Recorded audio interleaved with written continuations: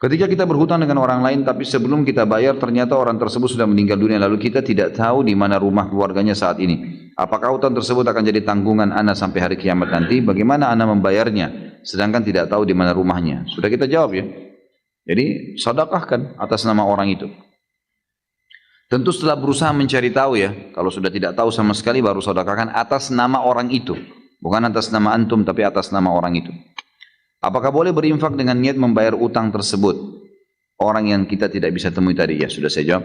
Saya pernah mendengar kajian tentang riba. Apakah uang yang tercampur dalam bank itu riba? Sedangkan gaji setiap bulan selalu ditransfer ke bank dan selalu mendapat bunga. Tentu saja tergantung pekerjaan antum. Kalau pekerjaannya halal maka tidak ada masalah. Dan kalau bisa dialihkan ke bank syariah, saya sudah katakan itu jauh lebih baik. Alihkan ke bank syariah jauh lebih baik. Kalau tidak bisa pun harus di situ, ya sudah. Apa boleh buat, yang penting jangan interaksi dengan bunganya. Kalau lagi di print tiap bulan misalnya, print, minta, ada kan kodenya sendiri bunga itu. Ini jangan diambil bunganya. Jangan interaksi di situ, dan insya Allah tidak ada masalah. Kalau tidak ada jalan lain, kalau masih bisa, alhamdulillah lebih baik dipindahkan ke bank syariah sebagaimana sudah saya pandu pertemuan yang lalu. Dulu waktu SMP saya pernah menipu es kelapa.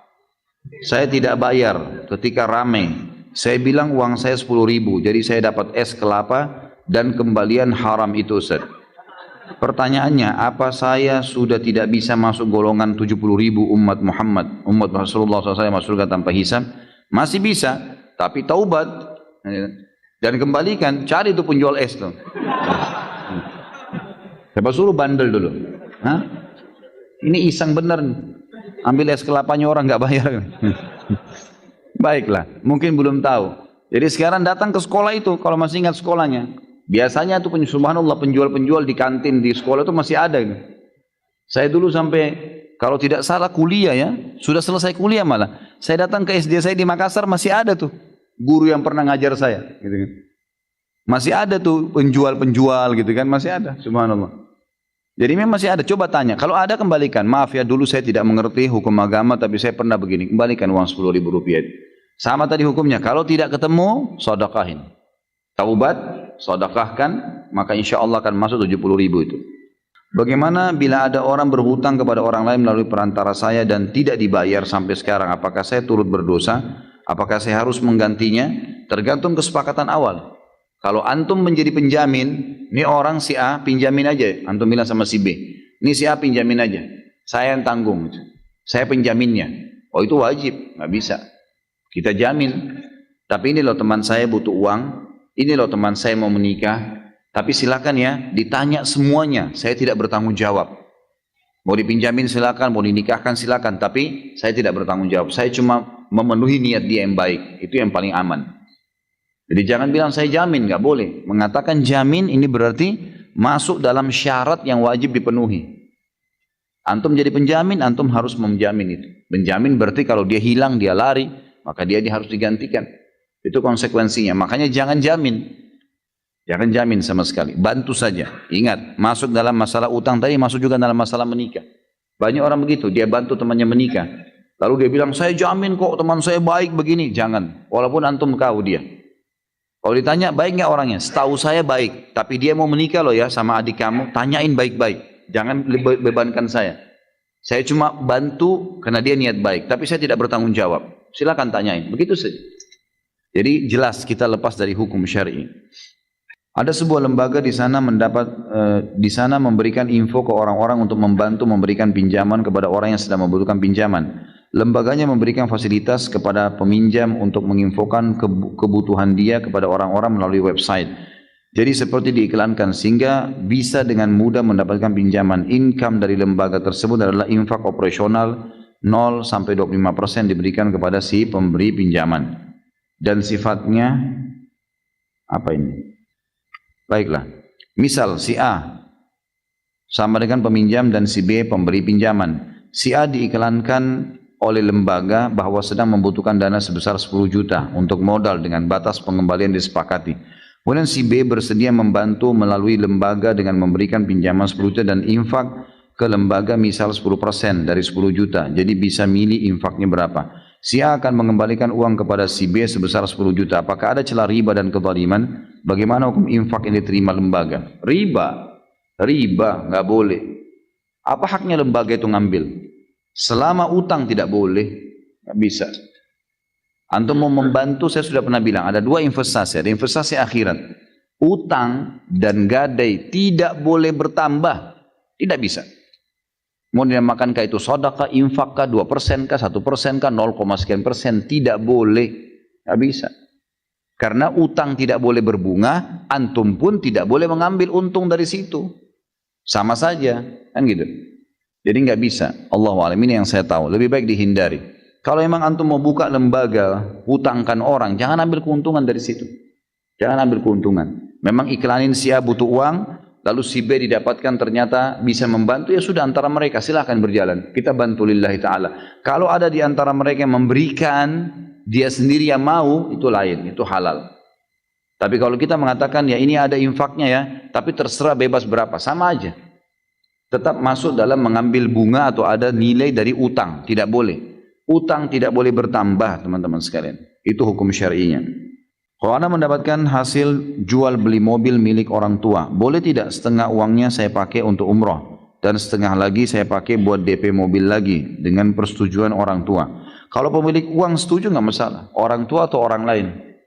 Ada teman kita investasi dengan kita 100 juta, lalu kemudian untung 20 juta misalnya. Lalu kemudian kita ingin umroh, minta izin sama dia pemilik uang, ini 20 juta, tadinya kita bagi 10-10 nih, 50-50% keuntungan. Tapi saya pengen umroh, bisa nggak saya pakai dulu? Tapi itu utang. Oke, kalau dia izinkan silahkan, nggak ada masalah. Sama halnya juga kalau digunakan untuk bisnis yang lain, buka cabang atau apa saja, beli produk-produk yang baru ya untuk inovasi baru, maka itu semua selama pemilik modal mengizinkan tidak ada masalah. Bahkan kalau pemilik modal memberikan, menghalalkan, itu semua adalah halal. Saya seorang profesional video maker, pekerjaan saya syuting dan edit video. Alhamdulillah saat ini saya mengenal sunnah. Ternyata musik yang menjadi bagian dari pekerjaan saya untuk edit video itu haram dalam Islam. Apakah nafkah yang saya dapatkan haram? Jika musik tanpa lirik yang saya gunakan juga haram, mohon pencerahannya Ustaz. Tentu saja teman-teman sekalian sudah pernah kita jelaskan panjang lebar hukum musik. Dan saya sudah bahasakan jumhur ulama mengatakan tidak ada pintu untuk membuka pintu musik itu halal. Kecuali memang yang ada dalilnya seperti gendang yang digunakan bagi wanita di acara pernikahan dan juga ya, di hari raya Idul Adha atau Idul Fitri. Tapi selain daripada ini tidak dibenarkan. Kalau antum mengedit video dan kemudian larinya tidak menggunakan musik, tapi mungkin hal-hal yang menggunakan mulut atau menggunakan selain musik ya. Seperti sekarang masih ada pendapat ulama masalah anasyid, dengan lantunan-lantunan kalimat yang memotivasi orang misalnya. Maka itu masih ada pintu terbuka gitu. Tapi kalau masalah pendapatan dari musik, pendapatan dari perbuatan film-film yang tidak benar misalnya, jelas ada perempuan terbuka auratnya dan seterusnya, ini haram. Tidak bisa teman-teman sekalian, mohon maaf. Kalau antum walaupun pendapatannya sudah miliaran di situ, kalau bertanya pada seorang dai tentang hukum halal haram dan itu haram, pasti kami akan katakan haram. Dan itu demi kebaikan antum tentunya. Ya, karena kalau pada saat ini sekarang sudah tahu haram, lebih baik daripada 5 tahun, 6 tahun lagi baru antum tahu kalau itu haram. Karena makin lama dimakan, harta tersebut makin besar konsekuensi pembersihannya. Sebagaimana saya bahasakan tadi. Kalau tadinya kita cuma sakit 6 bulan, nanti lama-lama bisa sakit 2 tahun, 3 tahun. Gitu kan. Bisa 10 tahun, pembersihannya lebih berat. Maka sesuatu yang haram tetap haram temanku. Ya. Jadi dan harus ditinggalkan. Allahu a'lam. Gimana hukumnya kalau kita ditraktir makan yang mana teman ini masih bergelut sama harta riba? Jangan makan, nggak boleh nih. Seperti antum sudah tahu lagi kan, makan yang haram, jangan makan. Nanti dia tersinggung, nggak usah peduli, bukan masalah kita dia tersinggung. Sampaikan baik-baik, maaf ya saya nggak bisa karena gaji kamu masih dari riba. Lebih baik saya yang traktir deh, misal. Kita balik. Ya, karena ini nggak boleh. Jadi satu kali disampaikan seperti itu, nanti yang kedua kali, 2 kali, 3 kali dia nggak akan undang lagi kan. Karena memang dia tahu kita nggak boleh teman-teman. Memakan sesuatu yang haram, baik dari penghasilan kita atau penghasilan orang lain sama. Konsekuensinya ada pembersihan. Minimal penyakit menimpa badan antum. Itu apa? Repot-repotin diri. Nggak usah. Ini. Bahasakan kalau nggak boleh. Sudah tahu jelas dari haram, nggak boleh. Kalau kita tidak tahu sumber pendapatannya dia halal atau haram, kemudian kita tahu secara zahir yang kelihatan orangnya baik, nggak apa-apa. Setelah kita makan ternyata kita tahu bahwasanya itu adalah pendapatan haram, insya Allah tidak ada beban syar'i di situ. Ya. Tetapi tetap ada pembersihannya. Jadi jangan sampai nanti antum makan sesuatu yang haram, antum tidak tahu nih, lalu berjalan waktu. Seminggu kemudian baru antum tahu, oh ternyata orang ini haram nih, kerja di tempat riba misalnya, haram. Maka jangan heran tiba-tiba antum mules, 3 hari sakit, buang-buang air besar, itu pembersihan. Pasti ada pembersihannya, tahu atau tidak tahu gitu. Ada pembersihannya di dunia. Kalau di akhirat antum lepas dari hisab karena tidak tahu hukum. Anak kerja di hotel, sering dapat hadiah dari tamu. Apakah anak wajib membagi teman anak dari hadiah itu? Anak sering membaginya ke teman anak. Apakah anak dosa sewaktu-waktu anak tidak membagi ke teman anak? Tentu saja itu bebas, bisa bagi bisa tidak. Itu hak antum, hak anda itu. Mau kasih atau tidak. Saya diberikan, saya dapat usaha sama dengan gini. Saya dapat keuntungan dari bisnis. Apakah saya harus membagi kepada teman saya? Jawabannya tidak. Bebas saja. Mau kasih silakan, tidak kasih nggak masalah. Bagaimana caranya agar terlepas dari kalung-kalung iblis tersebut? Berilmu, punya ilmu syar'i sehingga terpandu. Tadi saya sudah rincikan bagaimana orang yang paling mulia dalam masalah harta adalah orang yang memiliki ilmu, kemudian hartanya teratur dan terkontrol dengan ilmunya. Masalah hawa nafsu, dia menikah, lampiaskan pada pasangan yang halal. Begitu pula dengan jabatan, tidak usah dikejar. Cobalah pekerjaan yang di depan mata kita yang termudah dan jangan tambah program hidup kecuali memang darurat. Karena makin ditambah program hidup, maka butuh ekstra tenaga, energi, ekstra waktu, dan juga ekstra pengawasan. Karena kalau kita buka pintu baru dari usaha-usaha atau dari apa saja itu butuh ekstra semuanya. Energi kita, waktu kita, dan juga ada pengawasan. Pengawasan terhadap usaha kita juga diawasi ekstra oleh para malaikat. Maka sebaiknya harus dibatasi. Itu akan membuat kita tidak mengejar jabatan. Saya bekerja sebagai sales mobil di mana setiap transaksi banyak menggunakan sistem kredit. Dan menjadi masalah tidak semua customer menggunakan sistem syariah. Kira-kira bagaimana Ustaz? Tawarkan syariah. Usahakan antum punya relasi yang sangat kuat. Saya yakin teman-teman marketing nggak usah diajar lah. Bagaimana anda bisa membuat barang itu laku, mobil itu laku, motor itu laku, maka kita juga bisa merayunya untuk bisa ke syariah. Caranya kita ketemu langsung ke cabang-cabang terdekat lalu bahasakan. Saya ini sering kedatangan konsumen satu hari 50 orang loh, 30 orang loh, 10 orang loh. Saya mau mereka ke bank syariah. Bagaimana penawaran anda yang bagus buat saya? Coba diskusi. Apa yang kira-kira bisa membuat dia tergiur? Ini loh, bank konven itu tawarkan ini.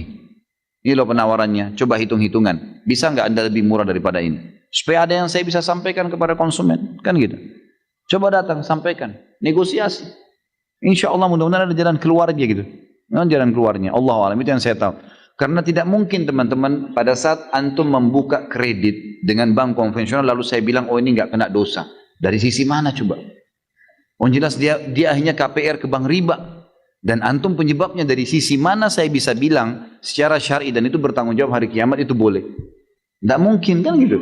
Pastilah tidak boleh. Solusinya adalah tawarkan ke bank syariah dengan cara tadi contoh. Teman-teman marketing sangat tahu masalah ini. Atau coba datang kepada kepala dealer, kira-kira bagaimana caranya Pak, saya atau ibu saya ingin menawarkan kepada konsumen supaya mereka mau beli cash. Apa solusinya di dealer? Bisa nggak bayar cicilan 6 kali, 12 kali, di sini di dealer. Mungkin ada yang menggiurkan, sehingga kita tidak usah lagi berhubungan dengan bank misalnya. Apalah, coba sistem apa kira-kira yang bisa. Karena kita harus dapat celah syar'i. Kalau enggak bisa. Celah syar'i diantaranya itu mereka cicil sama dealer. Atau kita giurkan dengan diskon yang besar. Atau kalau dia beli cash. Ya, kemudian dia dikasih motor kah, dikasih apalah yang menggiurkan. Daripada diskon kasih benda mungkin bisa lebih menarik. Misal contoh, semua hal-hal yang dibolehkan secara syar'i. Nah itu yang dilakukan. Selain daripada ini Allahu a'lam saya tidak tahu teman-teman sekalian. Hukum kerja di perusahaan rokok. Siapa yang jawab nih? Haram.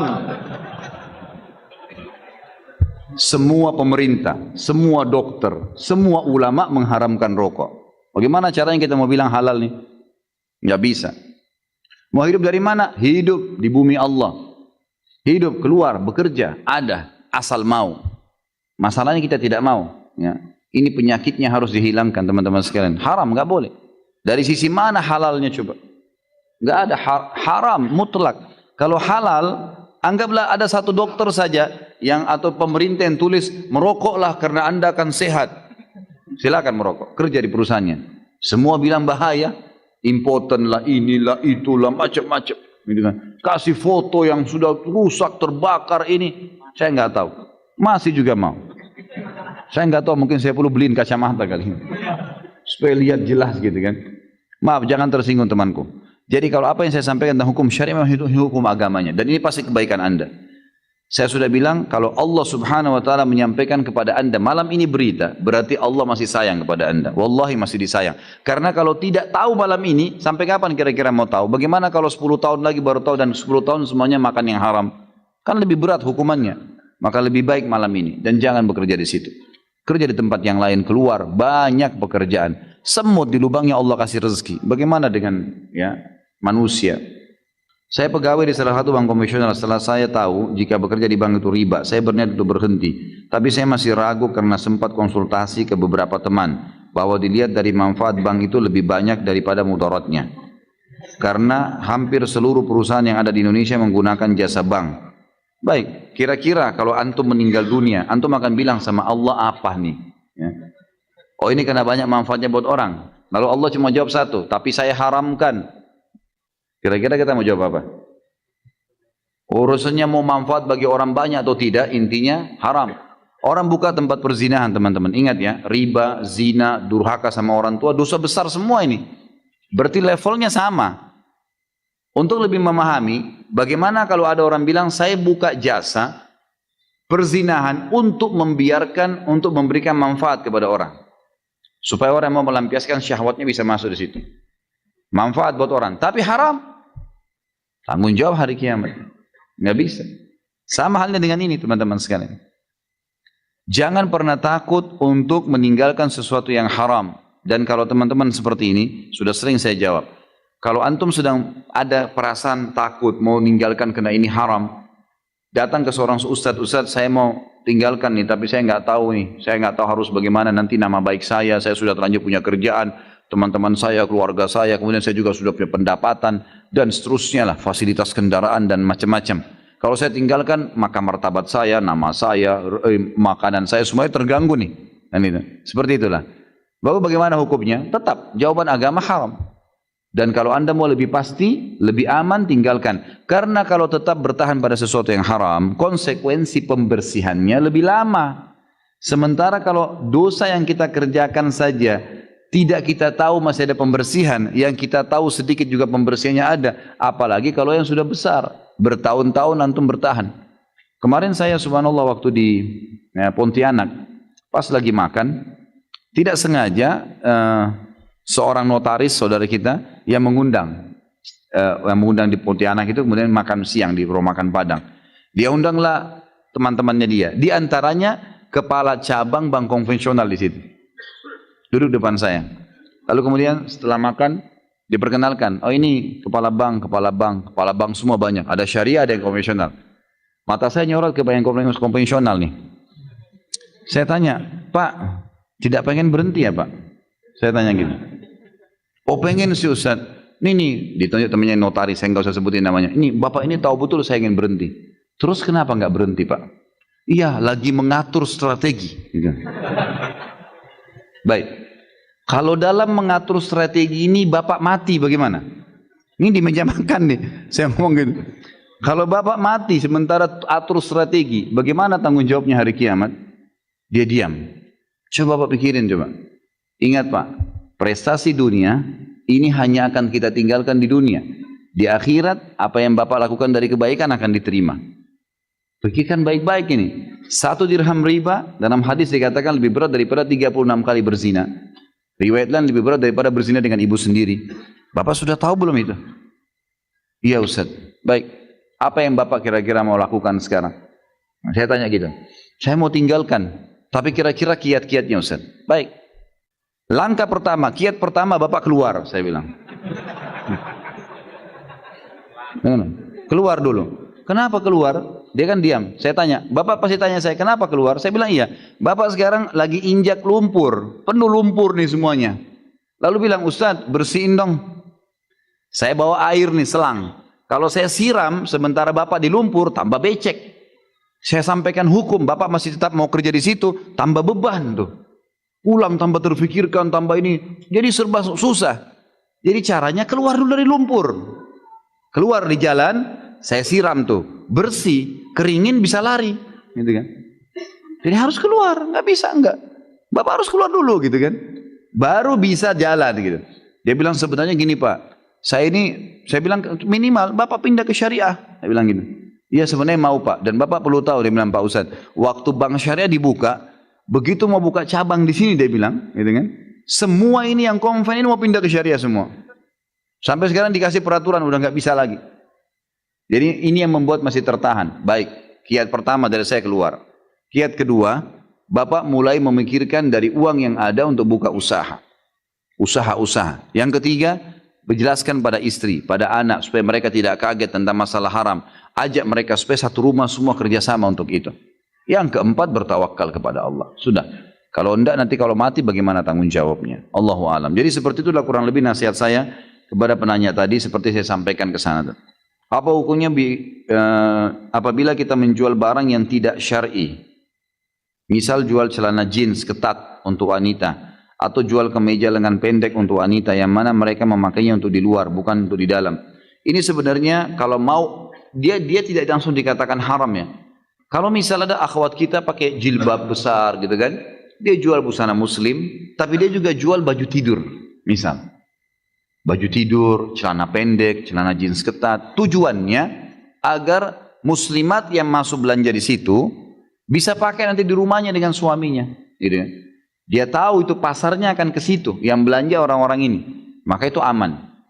Tapi kalau dia jual di umum pasar dan dia tahu akan dipakai oleh orang umumnya di jalan, apalagi dia tahu yang pakai ini nanti adalah orang jelas-jelas datang pakaiannya sudah kelihatan dan dia akan beli, ini bahaya sekali. Kalau Allahu a'lam, yang saya tahu ini haram, lebih baik jangan.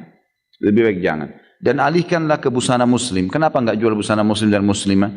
Kenapa enggak lakukan itu teman-teman? Banyak orang yang saya lihat transisi dia pindah dari, memang dia dasarnya desainer, kemudian dia alihkan dari baju yang konvensional, mungkin lari ke baju-baju syar'i. Tapi Masya Allah, maju pesat, luar biasa gitu.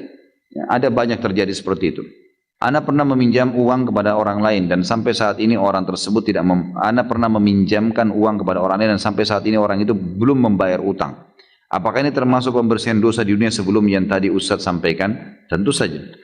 Semua cobaan yang datang kepada kita sebagai orang muslim di dunia itu akan jadi pembersihan dosa. Semuanya. Termasuk uang antum yang tidak dibayar oleh orang lain. Yang sudah saya bahasakan khusus utang. Siapa yang berutang, mengutangkan orang lain, kemudian tidak dibayar. Sampai jatuh tempo, dia seperti bersedekah setiap harinya, setengah dari harta itu. Kalau sudah sampai jatuh tempo dan dia belum bayar, double pahalanya. Gitu kan? Double. Jadi seakan-akan kita sedekahkan setiap hari double itu. Maka mungkin kalau orang tidak utang dengan kita, maka kita tidak akan sedekah sebanyak itu, tidak dapat pahalanya. Bersangka baiklah dengan Allah. Mengenai MLM, tidak usah disebut namanya ya. Dari negeri Cina, hukum MLM sendiri saya sudah tahu Ustaz, tapi mengenai MLM ini mereka telah mendapatkan sertifikasi syariah dari MUI. Jadi apakah MLM itu dan produknya dapat dikatakan sudah memenuhi syariat Islam? Sebab sertifikasi yang diterima dari MUI. Allahu a'lam. Saya pribadi tetap tidak bisa menerima MLM itu karena terlalu banyak hal yang luar biasa lah. Minimal syubhat, minimal sekali. Karena ada hukum gharar, ada hukum janji iming-iming, ada hukum expire, ada hukum ini, ada hukum itu, ada kejar target dan segala macam hal. Dan yang terlebih lagi yang ulama soroti adalah hukum jaringan, mengambil untung dari jaringan, gitu kan? Bagaimana kita mengadakan pelatihan buat guru-guru, lalu guru-guru itu ditugaskan ngajar, terus kita dapat bonus dari gajinya dia? Hasil kerjanya orang, gimana caranya? Allahu a'lam. Saran saya hindari. Tapi kalau antum berpegang pada memang ada fatwa MUI, ada fatwa dari para teman-teman asatidah atau ulama-ulama yang lain, fadhal, silahkan, bebas-bebas saja. Jangan langsung divonis kalau ini tidak boleh. Saya tidak pernah berfanatik dengan pendapat saya dan saya tidak sarankan itu. Antum temukan dalil yang lebih kuat, fadhal, gitu kan? Tapi ini kalau mau dirincikan luar biasa, karena saya pernah menjadi praktisi di multi level dan banyak teman-teman saya yang memang saya lihat di lapangan begitu. Yang paling berbahaya secara kejiwaan adalah orang kalau masuk multi level, dia sudah anggap bisnis lain sudah tidak bisa berkembang. Ini saja yang paling berkembang. Orang presentasi apapun bagi dia kecil, dia harus bicara juga tentang dia. Akhirnya berputar di situ terus, ada yang cuma sampai jam 12 malam, sampai jam 1 malam, semangat untuk presentasikan ke orang. Dan seringkali banyak manipulasi data banyak. Orang yang tampil di panggung tidak selamanya orang yang sukses. Saya sampai kaget itu ternyata saya diundang di satu acara besar di Jakarta, eventnya sampai ribuan orang yang datang. Ternyata setelah saya telusurin yang tampil di panggung itu bukan membernya, memang orang yang dihadiahin mobil BMW, dihadirkan disuruh tampil. Karena dia adalah orang yang pintar berbicara, maka untuk motivasi orang lain. Makanya buktinya berapa orang yang dapat mobil, berapa orang yang dapat bonus gitu kan. Terlebih-lebih kadang-kadang bonus ini diberikan hanya sesuai dengan poin yang dia tutup. Kalau enggak maka hilang, karena dicicilin. Ada teman saya begitu. Omsetnya sudah sangat miliaran, jaringannya sampai Masya Allah puluhan ribu. Banyak sekali seluruh Indonesia. Dikasih mobil, ditampilin mobilnya di acara. Saya dekatin dia. Akhi, kebetulan beliau seorang dokter. Ini mobil antum dibeliin cash nih. Dia bilang enggak. Terus ngapain? Ya ini dicicilin. Setiap bulan ada anggaran cicilannya 1,5 juta waktu itu. Jadi saya cicil mobil, saya cari anggaran yang seharga ini saya bayarin. Uang mukanya dari saya. Terus kalau antum enggak tutup poin gimana? Enggak dapat. Cicilannya nggak dapat, jadi mobil saya bayar lagi sendiri. Apa bedanya dengan dia cicil sendiri? Gitu kan? Padahal dia sudah mengeluarkan banyak sekali, miliaran, omsetnya sudah miliaran. Yang lebih parah lagi kadang-kadang orang-orang di bawah yang disuruh bekerja, yang suruh ini, kemudian kita yang memanen hasilnya. Dan terlalu banyak hal lah, ya. Allahu alam. Saran saya ini minimal syubhat. Kalau ditanyakan kepada saya maka lebih baik dihindari. Gaji PNS itu halal atau haram Ustaz? Itu kan sumbernya dari pajak rakyat. Ya ini apakah murni dari pajak atau bukan gitu kan? Dan kembali lagi kita ini harus betul-betul detail. Kalau memang masyarakat semuanya nolak, tidak ada yang mau pajak itu jadi haram dia. Tapi kalau ada masyarakat yang ridho, nggak apa-apa, dia mau nyumbang buat negaranya, memang dianya yang mau kasih, itu lain. Karena di zaman Nabi SAW sebenarnya tidak ada pajak. Pajak kan itu penentuan langsung dari pemerintah ya. Nabi SAW kalau butuh sesuatu, beliau mengiklankan, ini ada sedekah, ini ada jihad, ini ada begini. Lalu beliau mengumpulkan sedekah di masjid. Nah orang-orang pada datang nyumbang tuh. Lalu Nabi SAW alokasikan, itu boleh. Dari sini bisa kita tarik hukum dari perilaku Nabi SAW. Kalau masyarakatnya ridho, memang mereka mau, ya itu jadi halal. Tapi kalau masyarakatnya nggak mau, ini serentak memang tidak mau, itu jadi haram, nggak boleh. Kembali kepada hukum itu. Saya kerja di bank konvensional, semua yang saya miliki saat ini berasal dari gaji dan bonus selama bekerja. Apabila saya berhenti bekerja, pertama, haruskah saya menjual semua yang saya miliki tersebut? Jawabannya tidak. Kalau antum belum tahu hukum sebelumnya, jadi halal. KPR-nya, gajinya, bonusnya itu semua dianggap halal. Asal belum tahu. Dan jangan buka pintu riba baru. Tapi kalau sudah tahu haram hukumnya. Beda ya. Kalau belum tahu jadi halal buat dia, tapi kalau dia sudah tahu jadi haram. Dia harus keluarkan kalau dia tahu haram itu. Jika harus dijual, apakah apa yang saya harus lakukan dengan uang hasil penjualannya? Kembali kepada hukum tadi. Kalau belum tahu jadi halal buat dia. Mobilnya bisa dipakai, rumahnya segala dianggap halal. Karena dia belum tahu hukumnya sebelumnya. Jadi kan, tapi kalau dia sudah tahu dan uang itu memang jadi aset dijual dan kemudian dikeluarkan, disodokahkan. Dia tidak pakai karena uang haram tidak boleh dipakai. Berbahaya apalagi kalau dijadikan makanan kan gitu. Bolehkah uang tabungan yang berasal dari gaji dan bonus saya gunakan untuk modal usaha setelah saya berhenti bekerja? Sama jawabannya tadi. Kalau misalnya dari awal tidak tahu maka boleh. Nah itu jadi halal buat dia. Nah, kita sudah bahas di dosa riba ya. Kalau nggak salah dalilnya surah Al-Baqarah ayat 275. Ustaz, Ana baru tanya, saya sekarang lagi, ini kalau sudah pakai ana saja, kalau saya saja. Jadi gimana? Saya sekarang lagi kursus untuk menjadi guru TK dan PAUD, dan di sana ada ujian praktek menyanyi dan menari. Apakah itu boleh? Menurut Ustadz apa yang harus saya lakukan? Janganlah, ya. Karena nggak boleh dalam Islam. Menari bagaimana cara? Haram dalam Islam. Dari sisi mana kira-kira? Kalau tanya Ustadz pasti nggak boleh. Ya, kalau antum tanya kepala sekolah boleh. Nah memang dia mau kan gitu. Jadi sebaiknya jangan dihindari, cari profesi lain kalau emang harus, atau cari jalan supaya tidak ikut itu. Nasihat untuk hijrah, anak kerja di mana tempat kerja anak ini dan banyak wanitanya, anak ingin hijrah, ya anak masih banyak pinjaman yang dahulu sebelum anak faham riba. Tentu saja tidak usah buru-buru pindah, gitu kan? Hindari saja fitnah-fitnah yang ada. Kerjakan pekerjaan sambil bisa menyebarkan tulisan, nasihat ya kepada teman-teman di situ, tidak interaksi sama mereka. Insya Allah itu akan bisa, gitu kan? Sambil menyelesaikan utang. Itu lebih baik. Atau kalau dapat pekerjaan yang lebih baik dan bisa membantu membayar utang, ya silahkan saja. Itu tanda keimanan, itu sangat positif. Karena merasa terganggu dengan itu, maka itu tanda keimanan. Lebih banyak sibukkan diri. Jadi kalau teman-teman lagi istirahat kantor, duduk bercandaan, makan sama-sama, antum pindah, jangan di situ. Cari tempat istirahat yang lebih aman, di masjid, di rumah makan yang aman, yang memang gitu. Mau dibilangin alim ya udah iya nggak apa-apa, biarin aja mereka ngomong nggak apa-apa. Yang penting kita bisa menjaga hubungan dengan Allah.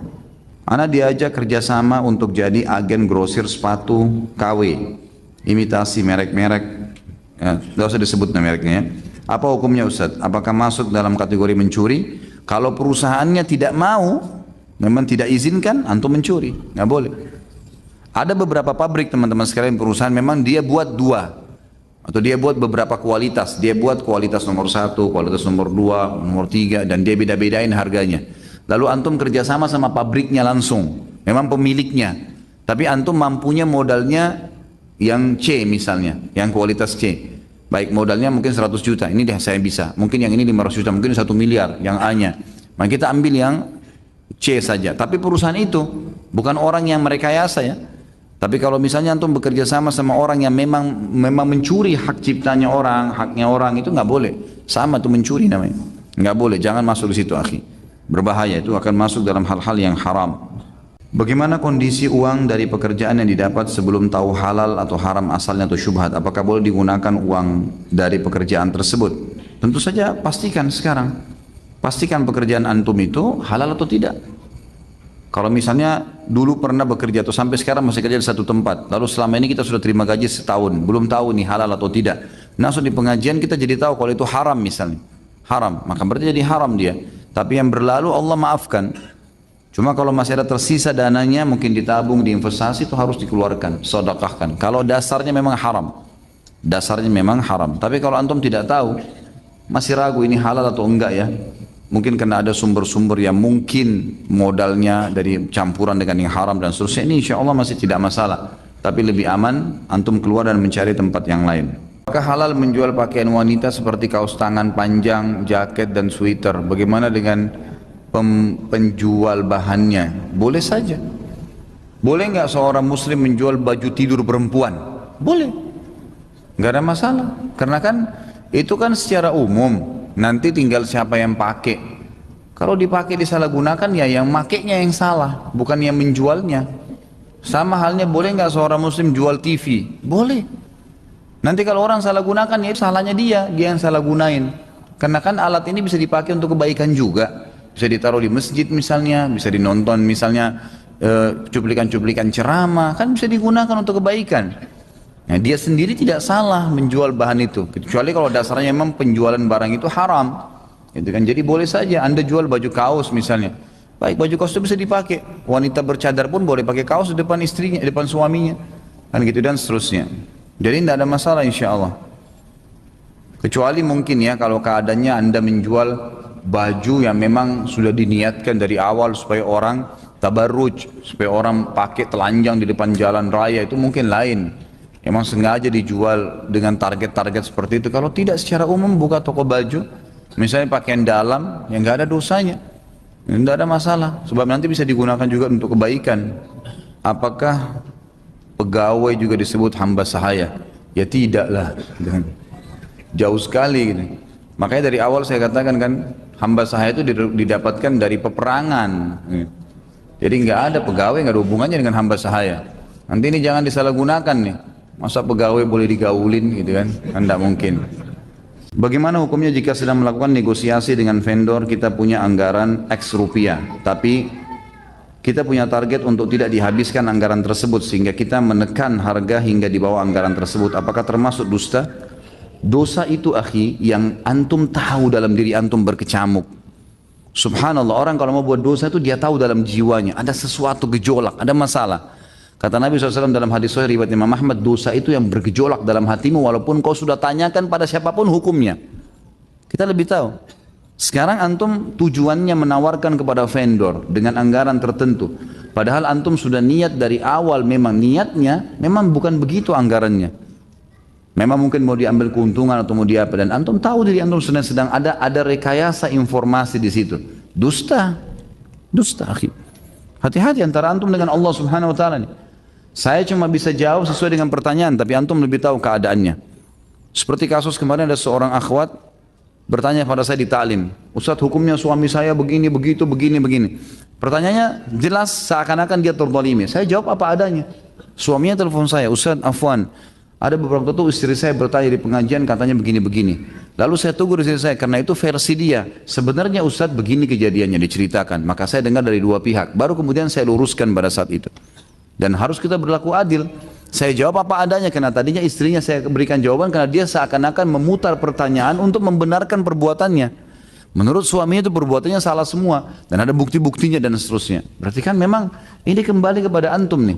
Makanya Nabi SAW mengatakan dalam hadis riwayat Muslim, siapapun yang aku hakimi sesuatu yang dia tahu dia menzalimi saudaranya, maka jangan diambil.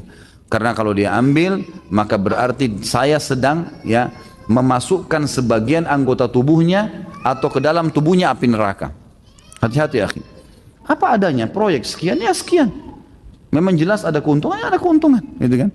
Tidak ada masalah. Tapi jangan direkayasa keadaan tersebut. Kalau misalnya kita menawarkan produk, hampir sama pertanyaan sebelumnya. Saya punya proyek, kira-kira saya tahu modal saya 300 juta. Saya menulis dengan keuntungan yang saya harapkan 100 juta. Baik, 400 juta masuk, silakan. Pertimbangan negosiasi sekian, masih ada 70 juta. Baiklah, saya ambil proyek tersebut. Halal aja. Tapi saya tidak mengerti sekarang yang dimaksudkan dalam pertanyaan seperti apa. Apakah nanti misalnya kita presentasikan kepada atasan atau kepada vendor, ini loh saya sekian saya akan lakukan begini. Tapi kita tahu sebenarnya angka-angka ini adalah ada rekayasanya. Hanya untuk ada kepentingan pribadi yang akan kita dapatkan di situ. Makanya tidak benar semuanya. Termasuk dalam seperti ini juga teman-teman sekalian adalah menulis anggaran dengan angka tertentu, ternyata kemudian pada saat kita kerjakan proyek kita kurangin kualitasnya misalnya, atau kita kurangin supaya kita dapat keuntungan lebih. Ini semua tetap tidak boleh. Antara antum dengan Allah, antum lebih tahu. Hati-hati. Allah Subhanahu wa taala dalam ayat dikatakan innallaha la yakhfa 'alaihi syai'un fil ardi wala fis sama'. Allah itu tidak tersembunyi apapun baginya di langit dan di bumi. Jangan main-main dengan Allah Subhanahu wa taala, berbahaya. Yang saya ingin tanyakan, bagaimana hukumnya jika saya menjual barang yang saya beli dengan harga yang lebih tinggi daripada harga beli saya? Kalau saya jual kali ya, lebih tinggi daripada harga saya beli. Misal saya beli TV dari teman seharga 500 ribu. Kemudian karena saya bosan saya jual ke orang lain dengan harga 650 ribu. Bolehkah saya melakukan tersebut? Harga jual di pasaran masih lebih tinggi dari harga jual tersebut. Boleh. Boleh saja, nggak ada masalah. Jangankan antum sudah pakai, saya dagang, saya beli barang modalnya 10 ribu, boleh nggak saya jual 100 ribu? Boleh saja, nggak ada larangan, karena tidak ada penentuan persentase keuntungan gitu kan. Cuman memang orang yang bijak adalah orang yang melihat pasaran. Mungkin ada saatnya di mana antum beli barang, stok gudang orang banyak, dia kasih diskon. Harga pasar 100 ribu, kita dikasih harga 50 ribu. Kita masih bisa jual 70 ribu, kita masih bisa jual 80 ribu gitu kan, masih ada untung. Kita masih bisa jual 60 ribu, nggak ada masalah. Atau kita mau jual 100 ribu, karena pas lagi ada diskonnya besar. Nggak ada masalah, nggak ada larangan semua itu. Allahu a'lam. Apabila di perusahaan terdapat resource, divisi X, sebanyak 10 orang dan divisi Y sebanyak 8 orang, total 18 tim teknis. Suatu ketika klien bertanya berapa banyak resource Anda, yang dimaksud klien divisi X. Kemudian saya jawab 18 tim teknis, padahal saya faham pertanyaan dari klien. Bolehkah itu Ustaz? Haram. Haram, ini dusta. Sudah tahu kalau yang dimaksud yang satu tim yang 8 orang, kenapa jawab 18? Untuk apa? Untuk dapat bonus? Haram akhi, nggak boleh. Haram ya, jelas, nggak boleh dibuat. Dosa. Hari ini saya bekerja setengah hari karena saya ingin menghadiri kajian Ustadz.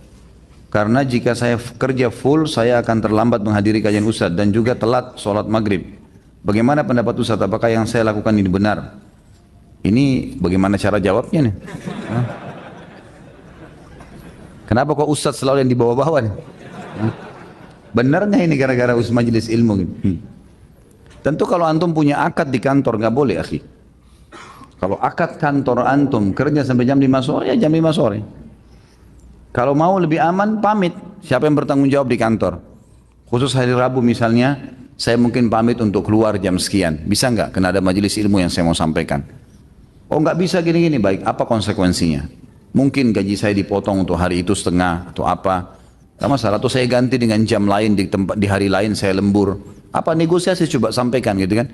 Kalau tidak ada pintu sama sekali, akadnya antum tanda tanganin harus jangan ya. Nggak boleh. Majelis ilmu, majelis baik, majelis suci, nggak boleh ternodai dengan maksiat. Antum maksiat dengan tempat kerja nggak boleh. Harus bahasakan baik-baik sama mereka, gitu kan? Karena antum sudah akad. Makanya saya bilang lebih baik sampaikan. Mungkin ada di antara teman-teman yang bertanggung jawab di kantor yang muslim bisa faham. Kita berikan penjelasan dengan cara nego tadi. Mungkin gaji kita dipotong, mungkin kita ganti dengan jam kerja yang lain lembur, mungkin dan seterusnya. Hal-hal yang positif saja. Allahu a'lam, itu yang saya tahu. Jadi lebih baik seperti itu. Kalau masalah sholat maghrib jangan dihubungkan, akhi. Sholat maghrib antum harus sholat, nggak bisa enggak. Mampir di mana saja masjid, gitu kan? Di mana saja. Saya kalau keluar telat, saya cari masjid di pinggir jalan. Mana masjid, mampir sholat dulu, baru datang ke sini, gitu kan? Nggak ada masalah, sholat dulu. Gitu. Jangan ditunda sholat maghribnya, jangan hanya kena takut kehilangan majelis, nggak apa-apa. Dan alhamdulillah sekarang fasilitas sudah selalu teman-teman tim upload di YouTube. Kajian kita sekarang, insya Allah minggu depan antum sudah dapat kajian yang sama, sudah ada gitu. Bisa ditonton, bisa diulang-ulangin, insya Allah nggak ada masalah, gitu kan? Allahu a'lam. Bagaimana hukum menagih utang? Tapi kita tahu bahwa si pembayar utang membayar dengan uang haram. Sementara kita dalam keadaan butuh darurat, apakah kita berdosa dengan pembayaran utang tersebut karena dari hasil yang haram? Pertanyaan yang bagus ini. Kalau misalnya orang terlilit utang, orang itu terlilit utang, dia mau bayar sama kita, dia nggak ada uang. Ada orang lain memberikan kepada dia uang, tapi dari sumber haram. Contoh sumber haram dari bunga bank, riba. Ini sumber haram.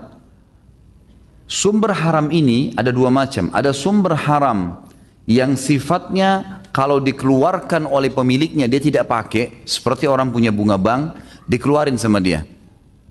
Maka uang itu pindah kepada tangan yang lain sudah tidak haram. Seperti misal, diberikan kepada fakir miskin yang butuh sekali, rumahnya mau rubuh. Dihitung sebagai fasilitas umum, ya. Karena uang yang tadinya riba itu sebenarnya waktu ditarik, dia tidak pakai untuk diri sendiri, sudah menjadi hukum umum. Kembali kepada hukum asal. Yang mengeluarkan tidak dapat pahala, dan kalau dia pakai fasilitas umum bisa. Seperti WC umum, rumah untuk orang-orang yang susah gitu kan. Atau ada orang terlilit utang betul-betul dia akan berbahaya kalau enggak. Susah sekali hidup, memang tidak ada sumbernya. Ini pendapat ulama masih membolehkan. Tapi kalau sumber haram itu ya, bukan kayak riba tadi, misal dari hasil curian, korupsi, ini enggak boleh. Mutlak tidak boleh. Satu-satunya pintu tadi yang dibolehkan adalah kalau uang itu adalah uang bunga bank, riba. Uang bunga bank ini, fatwa ulama sekarang sudah mengeluarkan boleh untuk fasilitas umum, termasuk membantu orang yang terlilit utang besar, yang dia sudah tidak mampu lagi lepas dari itu. Untuk lebih jelas antum bisa ketik di Google hukum menggunakan bunga bank. Nanti antum akan baca banyak fatwa ulama di situ, gitu kan? Maka akan sangat jelas di situ. Agar jangan sampai nanti ada yang menganggap ini adalah pendapat saya pribadi. Maka bisa dilihat situ panjang lebar pendapat para ulama. Tentu saya tidak bisa bacakan semua. Tapi seperti itulah gambarannya. Jadi dilihat nih. Kalau sumber yang tadi antum bilang orang itu bayar sumber haram adalah uang curian, uang korupsi, ya, hasil menipu orang, maka ini jangan diterima. Nggak bisa. Walaupun antum dalam keadaan butuh.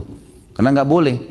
Tapi kalau dari bunga bank orang lain bayar, emang dia mau keluarkan bunga banknya itu dia berikan, ini ada satu celah di sini yang memang dibolehkan karena orang itu kepepet. Masalah datang ke antum nanti itu sudah bukan haram buat antum lagi. Karena ini waktu dikeluarkan oleh orang itu sudah menjadi hukum umum, hukum awal, ya. Kata ulama hukum asal, tidak ada pemiliknya uang itu tapi milik Allah Subhanahu wa taala. Kita berjualan kepada orang yang penghasilannya dari hasil riba bank konvensional, gitu kan. Jadi gini, sekali lagi saya jelaskan, dalam Islam saudaraku, kalau Anda sedang melakukan transaksi ya, atau sedang kedatangan tamu, ya, hukumnya adalah hukum secara zahir. Hukumnya adalah hukum secara zahir. Jadi kita tidak perlu menanyakan, kamu ini sebenarnya halal nggak sih pendapatan kamu makan di restoran saya? Kamu halal nggak sih pendapatan kamu sehingga kamu beli ya ini HP saya? Itu nggak perlu. Kan gitu. Kecuali memang jelas-jelas kita tahu dia pekerjaannya itu dan tidak ada pekerjaan lain. Kalau dalam hadis riwayat Bukhari disebutkan Nabi SAW mengharamkan penghasilan ya riba dan penghasilan perzinahan. Ya. Ini ada hadis Bukhari menjelaskan Nabi SAW mengharamkan penghasilan itu. Jadi orang yang berzina dan orang yang riba. Kalau kita tahu jelas-jelas memang itu pendapatan dia satu-satunya, nggak ada pendapatan lain, maka sebaiknya kita tidak transaksi. Allahu alam. Ini yang saya ketahui ya. Kalau kita tahu, atau seorang pezina sengaja datang kepada saya atau kepada seseorang terus kemudian dia mau belanja. Dia mau belanja. Saya tahu tidak ada penghasilan lain kecuali itu, maka saya tidak menerima transaksinya. Emang sudah begitu. Anda boleh kembali kepada hadis Bukhari dalam bab jual beli atau juga dalam Bulughul Maram ada bab jual beli, Nabi SAW mengharamkan nilai riba, hasil riba dan juga dari hasil Allahu alam perzinahan. Pernah mendengar kalau sebenarnya dalam uang kertas itu sendiri riba karena nilai uangnya berbeda dengan kertas. Benarkah Ustaz? Soalnya zaman Rasulullah SAW mata uangnya dirham dan dinar. Saya belum pernah menemukan pendapat itu ya. Allahu alam. Saya belum pernah temukan. Tapi yang jelas ulama menarik semua yang senilai dengan emas dan perak maka boleh ditransaksikan. Makanya ulama mengatakan bolehnya money changer, gitu kan? Karena ada perbedaan nilai. Maka itu dibolehkan. Dolar dengan rupiah misalnya, real dengan ini. Itu umumnya dikatakan dibolehkan karena ditarik seperti orang transaksikan antara emas dan perak. Yang itu sama juga dengan zakat. Keluar hukumnya zakat mal karena dipatokan dalam masalah awalnya itu zakat emas dan perak, gitu kan? Maka kalau anda kembali ke buku-buku fikih, mereka mengatakan ini kembali kepada hukum daripada emas dan perak tadi. Apa dan bagaimana hakikat yang sahih dari akad mudharabah? Bagaimana keuntungan didapat oleh investor dan pengelola usaha atau pengusaha? Mudharabah itu adalah bagi hasil yang didarib. Darib itu dipersentasekan, dikalikan dari keuntungan. Misal gini, saya masukin uang modal 1 juta, seorang teman saya masukkan 1 juta, 2 juta modal kita. Dapat keuntungan, kita sepakati begini, nanti kalau ada keuntungan, kita akan tanggung, kita akan bagi 50-50%. Ternyata sebulan kemudian dapat keuntungan 1 juta, berarti bagi 500 ribu, kan gitu. Nah, konsekuensi tadi bagi hasil kalau ada keuntungan, ditarik juga kalau ada kerugian. Jadi kalau rugi, tanggung juga 50-50%. Jangan mau enaknya saja. Saya kan investasi, begitu rugi kembaliin modal saya. Kok enak benar? Nggak bisa. Dalam Islam memang bisnisnya harus begitu. Makanya anda jangan taruh sembarangan uang, kecuali orang yang dipercaya. Memang orang mukmin, gitu kan? Yang tahu, yang amanah. Baru kita investasi, kalau tidak kita kelola sendiri. Baru bisa, gitu kan? Jadi konsekuensinya begitu, itu mudharabah namanya. Jadi persentase yang diatur dari keuntungan, bukan dari modal ya. Kalau ada orang aja anda bisnis langsung dia bilang begini, nanti kalau anda kasih 1 miliar ke saya, anda akan dapat setiap bulan 10% dari modal itu. Nggak boleh, riba. Nggak boleh. Ini bukan mudharabah namanya. Karena kita langsung patok dari uang dia. Belum tentu keuntungannya datang 10%, gitu kan? Mungkin 70%, dia lebih banyak dapat, nggak bisa, harus jelas. Jadi dari keuntungan. Sebagaimana juga akan ditanggung kerugian sama-sama. Nah biasanya orang kalau tentukan persentase begini, dia itu ngadu nasib di situ. Ngejar 10% harus dikasih ke investor, yang penting dia punya modal untuk usaha. Nggak bisa, ini nggak sehat perusahaannya, nggak bisa. Jadi jelas, gunakan sistem syar'i, insya Allah akan baik. Itu yang saya tahu, mudharabah. Ustaz, ana qadarullah menjadi saksi transaksi ribawi berupa penandatanganan asuransi konvensional. Ana mengantar berkasnya untuk ditandatangani oleh pengaju. Apa ana berdosa dan apa ana termasuk atau sama saja seperti yang menandatanganin? Sudah saya bilang, akhi, semua dosa yang kita lakukan tidak mungkin kita mengatakan tidak. Kira-kira apa jawaban saya lebih tepat buat antum yang bertanya nih? Apakah saya mengatakan anda tidak terlibat atau anda terlibat? Jelas terlibat, gitu kan? Jelas terlibat. Ustadz, saya cuman punya kios, ya, supermarket, minimarket kecil, lalu ada pedagang bir datang nawarin kulkas gratis, taruh. Saya nggak buat apa-apa, saya nggak minta, nggak apa, datang sendiri. Dosakah saya, Ustadz? Dosa. Ada seorang wanita naik di mobil, minta tolong diantar tetangga anda. Ternyata dia bilang, saya mau pergi zina. Saya nggak buat apa-apa, saya nggak panggil, dia cuma minta tolong, saya tolong, kesian saya antar ke tempat zina. Jadi semua ada, gitu ya, dosa. Nah, itu dosa kan? Itu bukan berarti anda kita pojokkan, bukan. Tapi memang itu dosa dalam Islam, itu kan. Dan orang seperti saya nggak mungkin mengatakan karena orang dekat misalnya atau saya kenal ataupun anak saya sendiri lalu saya mengatakan tidak, nggak apa-apa, enggak. Waktu ada seorang wanita bernama Fatimah dari Mekah ya. Ini Makhzumiyah kalau tidak salah, suku yang terkenal di Mekah, mencuri di Madinah. Tradisi orang-orang Mekah dulu kalau ada yang mencuri, itu kalau pejabat-pejabat nggak dihukum, gitu kan?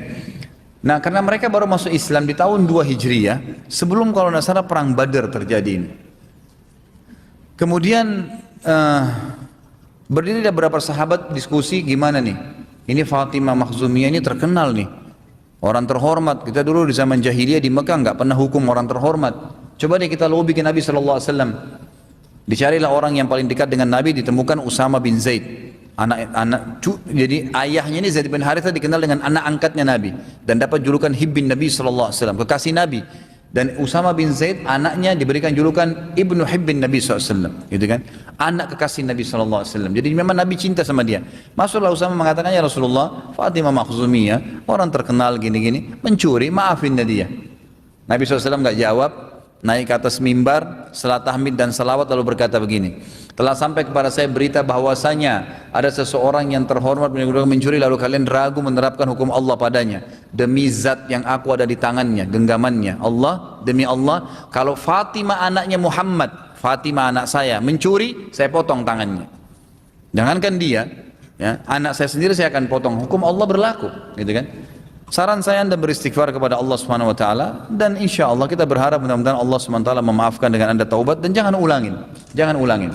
Satu hal juga ikhwah akhwat sekalian. Saya sudah sering sarankan di pengajian saya nih, jangan pernah takut dengan rezeki. Anda kerja di sebuah tempat haram. Ustaz, saya kalau berhenti saya nggak tahu mau berikan makan diri saya apa, keluarga saya apa. Subhanallah. Ya. Sekali lagi kita terkurung di bingkai kehidupan yang kita buat sendiri. Tadi kalau saya tidak nikah sama orang ini saya gila. Kalau saya tidak kerja di sini saya nggak bisa makan. Kenapa? Anda waktu bayi di rahim ibu Anda nggak pernah pikir makan dari mana? Pernah tanya nggak? Makan dari mana? Waktu kita kecil korek-korek ayah kita, ibu kita beliin mainan, beliin baju, kita nggak pernah tahu dari mana uang mereka dapatkan. Kenapa? Sekarang sudah jadi sarjana ketakutan rezekinya, gitu kan? Pindah akhi, cari kerja tempat lain. Allah SWT memberikan rezeki semut yang ada di lubangnya. Anda orang beriman pada Allah lalu takut, kenapa bisa? Nabi SAW menjamin dalam hadis riwayat Muslim, man taraka syai'an lillah abdalahu khairan min. Siapa yang meninggalkan sesuatu karena Allah, Allah pasti gantikan lebih baik untuknya. Jelas itu, harus yakin, gitu kan? Tidak boleh seorang mukmin itu punya pelimplang, nggak punya prinsip. Harus tahu, orang yang berdosa pasti dihukum, orang yang beramal soleh pasti diberikan kenikmatan dan kebahagiaan. Itu janji. Innallaha la yukhliful mi'ad. Allah tidak akan pungkiri janjinya. Allah itu yang memberikan rezeki semuanya di alam semesta. Lalu kita ketakutan kenapa? Biasa teman-teman kita terlibat seperti ini karena dia takut keluar kerja dari situ, ya kan? Terus terlilit di masalah hal-hal yang mengharamkan dirinya tadi. Yang kedua, saya beli rumah dengan sistem KPR dan diwajibkan masuk asuransi. Mohon penjelasannya. Ini sudah saya jelaskan berulang kali, mohon maaf, tapi saya akan terangkan lagi ya. Dalam Islam tidak ada namanya asuransi sebenarnya ya. Apa itu asuransi? Menjamin sesuatu yang belum jelas bagi seseorang. Kalau Anda tabrakan, kalau Anda mati, kalau Anda sakit dirawat di rumah sakit, tidak ada kejelasan, nggak dibutuhin. Tahu nggak? Sampai sekarang survei menjelaskan, kan gitu. Asuransi yang ada, saya tidak sedang menghardik lembaga asuransi. Yang saya jelasin seperti apa kalaupun mau dibentuk lembaga itu seperti apa secara syar'i ya. Ada caranya. Tapi yang ada sekarang itu mengiming-imingkan seseorang untuk bergabung, hal yang tidak terjadi. Kalau Anda sakit nanti dirawat nginap sekian hari gratis. Kalau sakit, kalau nggak sakit, gitu kan? Kalau tabrakan, kalau badai, kalau gempa, kalau dalam Islam tidak boleh ini. Nggak boleh menjanjikan sesuatu atau menganggap orang akan terjadi ini maka harus bayar sekian untuk itu. Itu satu sisi ya. Jadi tidak boleh ada iming-iming seperti ini nih. Dan hasil survei lapangan, coba antum lihat saja, mungkin bisa dicek di Google ya, hasil survei ya, orang yang memakai asuransinya dengan tidak memakainya. Yang tidak memakai itu 75% ke atas. Masalah kasus orang masak rawat rumah sakit, ada orang sudah 5 tahun bayar asuransi premi tiap tahun, tidak pernah masuk rawat nginap, nggak pernah. Nah itu. Jadi orang yang menggunakan itu pun kena iming-iming tadi itu kecil sekali, kan gitu, seperti itu. Satu sisi yang lain, asuransi ini masuk jelas dalam satu bab